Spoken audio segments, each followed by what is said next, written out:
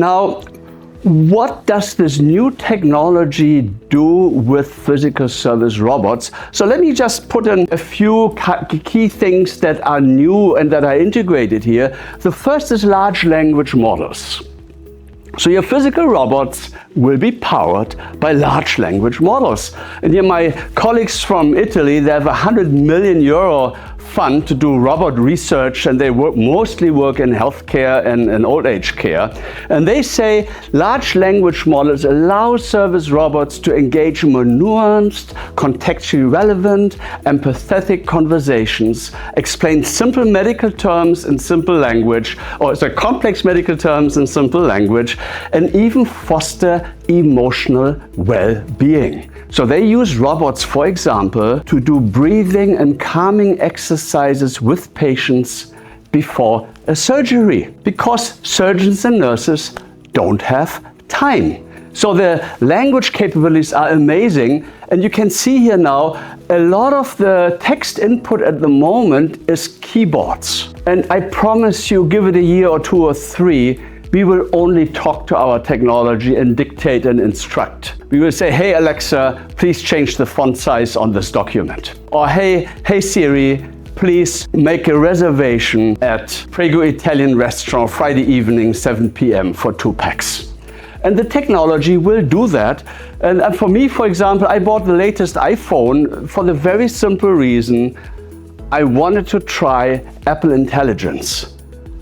Unfortunately, until today, it's not terribly intelligent. Yeah. So the thing will be in future, we talked our own personal AI concierge, so whether that is your Alexa or something else, and just say, hey, get me a car 5 p.m. from NUS Business School to Raffles City. The technology will go into all the different ride-sharing and taxi apps, see which one is the cheapest, which one it will book for me, and then just put a booking into my diary. And will have, of course, also access to payments. So that's really the future here. Large language models are integrated into physical service robots. Now, we don't just have large language models, but we also have large behavioral models.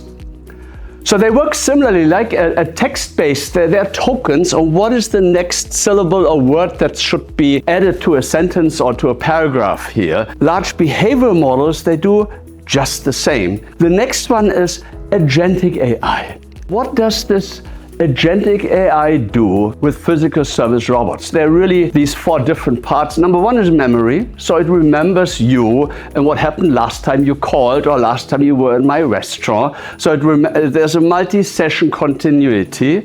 It does reasoning and planning, so it can evaluate and make judgment calls. A standard current technology without agentic AI can't make these calls. It's just if this and then this. But now it can optimize the outcome for you, so it can do the reasoning and planning and look at alternative causes of action and pick the one that is best. The last one is really reflection and learning. So how did it go? Did I succeed? Will it improve? So currently, my Siri is not terribly smart. It can't even spell my name, so I have to manually correct every time when I dictate. In future, with agentic AI, it will learn. So that's the agentic AI part of it. The next is multimodal input. Now let me say a robot doesn't have to look like on this picture here. If you go onto YouTube again, here there's a beautiful film with the top 20 advanced humanoid robots of 2025, and they have all types of different designs. More of half of them are from China. So it's not just your Optimus and Atlas and Figure 2 from the US, but there's really a lot of innovation globally happening in Japan, in China, even in Europe. And one robot I find particularly cute is Mirokai, which you can see here. They did a lot of research on Mirokai. And what you can see is I don't know whether you've heard of this before, the uncanny valley effect.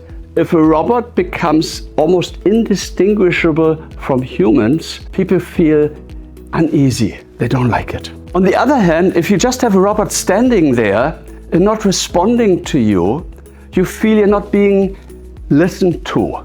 You're not being understood. So Mirokai clearly doesn't look like a human. You can see that. But you know, when you talk to it, It moves like a human would when you talk to a human. It just doesn't stand there still. It has facial expressions that suggest listening and understanding. And what you can see is the ears are very cute here. So that is multimodal input.